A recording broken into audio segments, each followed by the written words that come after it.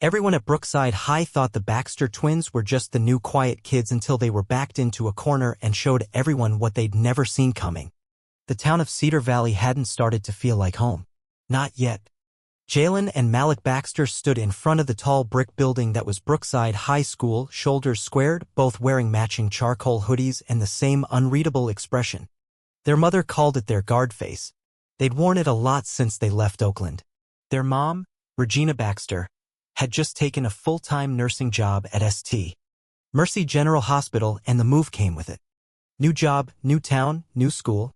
A promise dangled in front of them like a carrot. "This is your fresh start, boys," she had said with love and hope behind her eyes. She meant well. She always did. But even she saw the sideways glances when she enrolled them. It wasn't hatred, not exactly. More like that overly careful politeness people used when they weren't sure which box to check for you. At first, Jalen didn't speak much. He never did. Malik usually handled the talking when it had to be done. During homeroom, he stood up, gave the same easy smile that used to charm their teachers back in the Bay, and said, "We just moved from Oakland. Our mom works at the hospital now." There was a pause. Then from the back of the room, someone muttered, "Figures." Not loud enough for the teacher to hear. But Jalen heard. Malik's smile didn't waver, but his eyes flicked to the corner where the voice came from. They didn't say anything. At lunch, they sat alone. No one invited them to join any tables, and they didn't ask. People watched them, some with curiosity, some with caution. One kid actually stopped chewing mid-bite just to stare. "This place feels like it missed a whole decade," Jalen muttered. Malik chuckled. "Try to." Still, they kept their heads down. They had each other, and for a long time, that was enough. Being twins helped. It gave them rhythm, synchronization. They finished each other's sentences, knew what the other was thinking without saying a word. But even that wasn't a shield in Cedar Valley. It started with small things. In gym, Troy Callahan, a linebacker with a buzz cut and a smile that oozed entitlement, accidentally bumped into Jalen. Not once. Not twice. 3 times. No apologies. "You good, man?" Malik asked, stepping beside his brother. Troy shrugged, chuckled. "Didn't see you there. Hard to spot shadows." Jalen stared at him. Malik rested a hand on his brother's shoulder. "Let it slide," he said low so only he could hear. Later that week, someone stuffed a crumpled piece of paper in Malik's locker. No name. Just 4 words in black marker, "Go back to Oakland." He read it once. Then again. Folded it, slipped it into his pocket, and walked out like nothing happened. Jalen asked about it later. Malik just shrugged. Just noise. They didn't tell their mom. She was working 12-hour shifts and came home with swollen feet and sleepy eyes. They didn't want to give her another burden. They'd seen what happened when a black mom marched into a school to demand fairness. It rarely ended well. So they made a silent pact: stay quiet, stay calm, stay sharp. Just like their dad taught them before he passed. Most days after school, they trained at a small martial arts studio behind a strip mall on Maple Avenue. The owner, Mr. Hoshino, had known their father back in Oakland and let them train for free. "Your father was something rare," he said one night as Jalen practiced his forms. "Strong hands. Quiet mind. He raised us on that," Malik replied with a bow. But school wasn't getting easier. Troy and his crew had picked up on the twins' silence and decided it was an invitation. More shoulder bumps. More sly remarks during lunch. One day, Troy stood behind Malik in the lunch line and whispered, "They say twins can feel each other's pain. Want to try it out?" That one almost made Jalen lose it. Almost. But he didn't. "You don't win by throwing the first punch," their father used to say. "But you better be the one still standing after the last." Still, silence has limits. And people confuse quiet with weakness. By the second month, everyone at Brookside knew the Baxter twins, not because they were popular, but because they were the new sport. Troy Callahan had turned them into his personal project. Not with fists. That would have made things easy. He preferred the kind of bullying that left no marks but lingered anyway. In chemistry, Jalen opened his textbook to find a sticky note inside, a cartoon monkey with the caption, "Which one are you?" scrawled beneath it. He didn't flinch. Just folded the paper, tucked it away, and kept reading. Later, Malik caught Troy staring at them again like he was hunting reactions. "You ever notice," Troy said one day in gym class, Just loud enough. How those two don't blink? Maybe they don't speak English. Or maybe they're aliens. Another guy laughed. I heard they talk in code. Like robots. Jalen walked past them without changing pace. Malik followed. But every day they stayed quiet. The line moved further. Teachers noticed but said nothing. Mr. Carson, the gym teacher, gave them that familiar look. The one that said, don't cause trouble and trouble won't find you. That kind of passive complicity? It was suffocating. You ever feel like we're just not meant to fit here? Jalen asked one afternoon as they walked home, breath steaming in the cold. Malik adjusted his bag.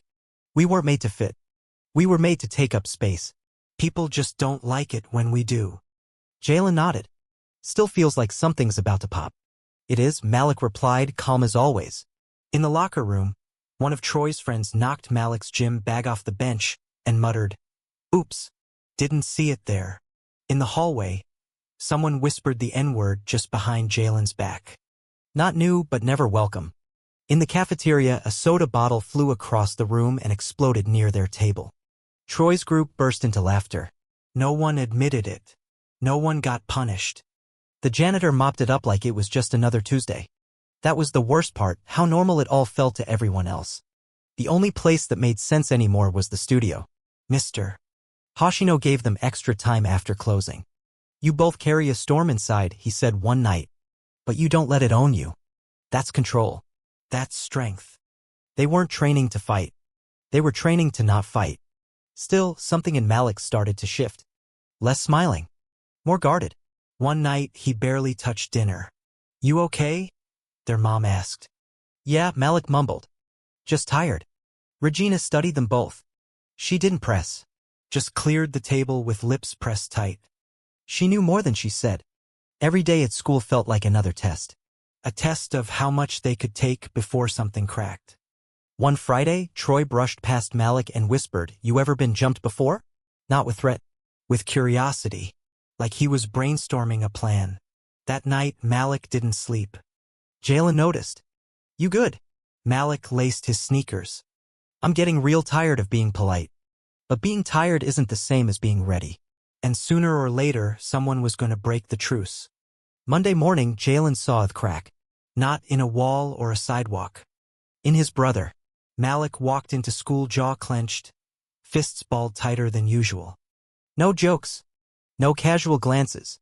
They passed Troy in the hall. No words. No bump. Just a stare. You sure you're all right? Jalen asked once they got to class. Malik paused. Then quietly, I'm done pretending we owe anyone our silence. That night at the studio, Mr. Hoshino saw it too. Again, he said as Malik drove a sharp kick into the training pad. Again, the third kick came like lightning. Anger isn't your enemy, Hoshino said. But it's not your ally either. It burns hot and fast. Leaves only ash. Malik nodded, dripping sweat. But his eyes were far away. That night, with their mom asleep on the couch, the twins sat on the porch in silence. You think he's gonna try something? Jalen asked. He's already trying, Malik said. It's just a matter of when he stops pretending. You ready? We've been ready since we were 9. Their dad had made sure of that. Continued in next message. Continued. The next day, during lunch, Troy walked past their table and without a word dumped an entire milk carton across Malik's tray. Laughter burst out from his corner of the cafeteria. Malik stood up slowly. Clean it up, he said, low and clear. Troy turned, mock confused. What? Jalen placed a steadying hand on Malik's arm.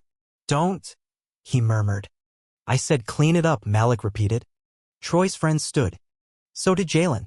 The cafeteria held its breath. Then Coach Carson blew his whistle and marched over. Sit down. Now. The twins sat. So did Troy's crew. But something had shifted. They weren't playing silent anymore. By the next morning, the rumors were everywhere. They threatened Troy. They're dangerous. They've got issues. None of it was true. But truth had never mattered as much as the story people wanted to believe. On Thursday, the assistant principal pulled them into the office. We've received some concerns, she said, unable to meet their eyes. Not an accusation. Just a check-in. From who? Malik asked, staring right at her. I can't say. Of course not. Jalen muttered. Outside, Malik said. They don't want us in trouble. They want us invisible. We were never really visible to begin with, Jalen replied. That night, they didn't train. They didn't speak much. They waited. Because pressure doesn't build forever. It eventually finds a way out. It was Friday afternoon. The kind of day where the building breathes a little easier. Students buzzing to escape. Teachers done pretending to care. They headed out the back lot to walk home. No cameras. No teachers. Jalen heard the footsteps first. Slow. Intentional. He tilted his head slightly. Malik caught the signal. Hey, a voice barked from behind. Troy. He was flanked by his usual goons Brad and Connor. Built like linebackers. Angry for no reason they could name. You lost? Malik asked, standing tall. Troy smiled. Just figured we'd talk. Clear the air? Jalen took a step forward. Didn't know there was air to clear? Troy kept walking. People are saying stuff. That you two think you're better than everyone else. We walk. We go to class. We train, Malik replied. That's it. Troy chuckled. You train? What is this? Karate Kid. Brad laughed. Connor cracked his knuckles. Then Troy swung. He was fast but not faster than someone raised on discipline. Jalen slipped to the side, caught Troy's arm mid-arc and swept his legs. Troy hit the asphalt hard. Brad rushed Malik. Big arms, zero technique. Malik twisted, stepped, and dropped him with a single pivot and push. Connor paused, watched his friends moan on the ground. Then he backed away, hands raised. Phones were out. No one screamed. No one stepped in. They just watched. Malik looked down at Troy. You think we can't fight because we don't start fights? He said. You think quiet means weak? Troy groaned, blood at the corner of his mouth. This isn't about being tough, Jalen added. It's about being tired. A security guard came running. What's going on here? A voice from the crowd spoke up. Self-defense. We got it all on video. The guard looked around. Then back at the twins. Go home. I'll file a report. But I'm not calling anyone. No one argued. The twins walked off. Bags slung. Heads high. Nothing had changed. But everything had. By morning, the video had gone viral. Snapchat, Instagram, TikTok. The caption, Baxter twins defend themselves after racial harassment. Some called them heroes. Others called them violent. But no one could say they didn't know what was happening anymore. Monday morning, Brookside wasn't the same. Students stared. Teachers whispered. Phones lit the halls like flashlights. The principal summoned them. His tie was crooked, his expression pinched. I saw the footage, he said. And I want to be clear, I don't condone violence. Jalen raised an eyebrow. So what do you call it when we don't let someone hit us? There's a difference between defense and escalation. The principal tried. Malik leaned forward. There's also a difference between silence and survival. He didn't have a reply. The school decided not to suspend the Baxters. Troy and his crew got 2 weeks suspension for disruption. Not for harassment. Not for slurs. Just for disrupting the peace. It didn't sit right. Not with the twins. Not with many students. Because this time, the story was public. Documented. A junior named Carmen Rivera posted the clip with a caption, they weren't violent. They were disciplined. That's different. It blew up. Others started sharing their stories. Sierra Jackson, a senior, showed the board screenshots of racist texts she'd received since sophomore year. They said it was a prank, she told them. It never was. Then came Ethan, a freshman who'd been called Curry Boy since orientation. Emily whose English was surprisingly good, according to a teacher. One by one, stories poured in. The school was forced to react. Assemblies were scheduled. Panels formed. A new anonymous reporting system launched. Teachers underwent mandatory bias training. But none of it felt like justice. Not really. Then, one Friday, the twins got a letter in their mailbox. No return address. Just a torn piece of paper. It read, "Y'all think you're special now. Watch your backs." Jalen read it. Malik ripped it in 4 clean pieces and tossed it in the trash. "We've been watching our backs since birth," he said. That night, Regina Baxter finally sat them down. She cried. "I raised you to be strong. In your body. In your name. Don't let this place shrink you. They didn't answer, but something in them locked into place. 2 weeks later, the school hosted its community healing assembly. The auditorium was full. Parents, students, teachers, news crews. Principal Griffin gave a speech. Words like healing and understanding floated like empty balloons. Then Malik stood. No script. No notes. You don't know us, he said. And for a long time, we didn't want you to. He paused. We came here to finish the year. Do our work. Be invisible. But people decided that wasn't enough. That we were too quiet. Too different. Too black. He looked around. They thought because we didn't fight, we were scared. But our dad taught us that real fighters know when not to swing. He nodded to Jalen. We didn't ask to be examples. But now that we are, start listening. Speak up. And stop blaming the kids who defend themselves. There was silence. Then applause. Not loud, but real. That afternoon, students who'd never spoken to them before approached in the halls. I saw what happened, one said. I should have said something sooner. Even Troy's mom showed up. I'm not here to excuse him, she said quietly. Just to thank you for not hurting him worse. You had every right. Jalen nodded. We didn't want to hurt anyone. And they meant it. By year's end, Brookside had changed. Slowly, uneasily, a mentorship program launched. Bias training became regular. Anonymous reporting was taken seriously. And though it didn't fix everything, it changed the direction. Their mom took a Saturday off for the first time in months. Made waffles, grits, fried apples. Laughed more than she had in weeks. You didn't just survive, she said. You made it count. Jalen smiled. Didn't plan to. Malik added. Didn't need to. They kept training. One day, Mr. Hoshino handed them a wooden box. Inside, 2 hand-stitched black belts. Their names embroidered in gold thread. You've earned this, he said. Not for strength. For control. They bowed. Graduation came quickly.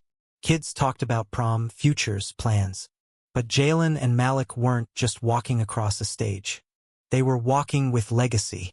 The school mural unveiled that spring showed hands of all colors linked together. One wore a black bracelet just like Jalen's. They didn't say anything. They didn't need to.